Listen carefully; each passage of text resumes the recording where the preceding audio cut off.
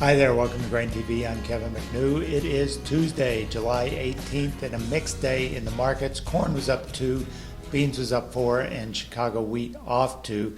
Really, it was a much stronger day, starting with the overnight session after USDA came out with lower crop condition scores. Corn was off 1% and beans were off 1%, but when you dig into some of the data, you see a very telling sign of problems in the plains and the western corn belt. Iowa was off 6% in terms of crop conditions for corn. The Dakotas off sharply as well, and Nebraska off about 3%. So, really the market got really excited about this overnight. We bolted higher out of the open, and in the case of corn, we were up as much as 13 cents. And then beans were up as much as 20 cents, but by midday, some of the forecasts looked a little cooler, and that sort of got the market on a defensive tone. Really, it's a market that doesn't know what to do with itself, because on the one hand, we have ample stocks and very good growing conditions in much of the eastern corn belt, while the plains and the western corn belt are sort of seeing deteriorating conditions. So there's a lot of seesaw action going on in the marketplace, and today's trade activity was certainly an indication of that, with certainly the market showing strength early in the trade starting last night and lower by the end of the day. Let's take a look at the weather forecast going out through the end of July, 1st of August. And let's start first of all with temperatures. And I've got these broken out, the temperature forecast by the next 5-day period, the middle 5-day period, and then the second, and then the last 5-day period. So heading all the way out to August 2nd. And what you can see, the week in front of us shows very hot conditions in southern South Dakota, going into Nebraska and Kansas.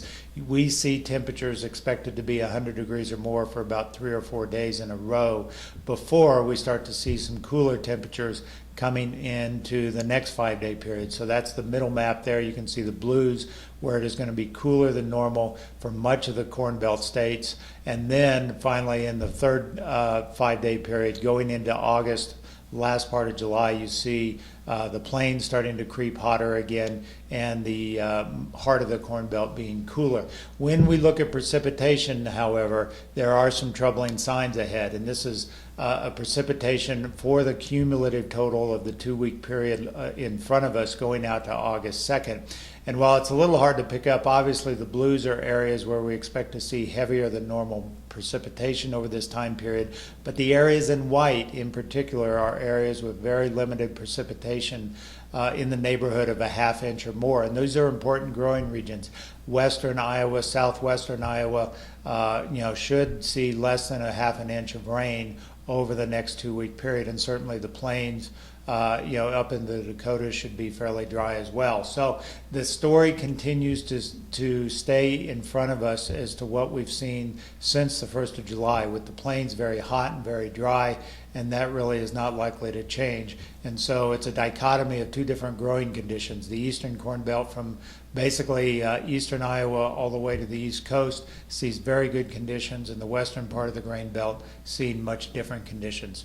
Let's take a look at the Dees corn action here, and in particular I'm going to look at the 1-hour bar chart from Grain Hedge's trading platform. This is a 1-hour chart going all the way back to roughly the 1st of July, and you'll see the underlying support here at 382. So keep in mind the 1st of July, through the 4th of July weekend, we saw real good price action, really good price response to these heat forecasts and problems in the western plains.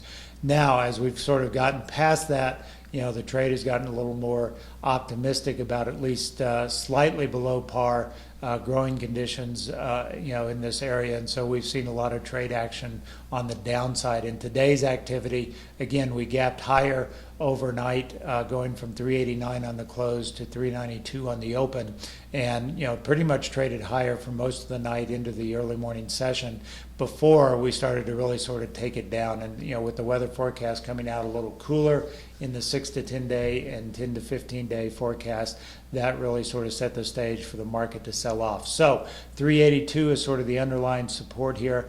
I would be surprised if we go down and test, or if we break below that 382. I think there's enough concern, enough uncertainty in the crop conditions to sort of warrant some trade, in the upper side of the range here. The other thing to keep in mind, USDA's crop progress report showed only 40% of the crop at silking stage. That's versus 54% last year.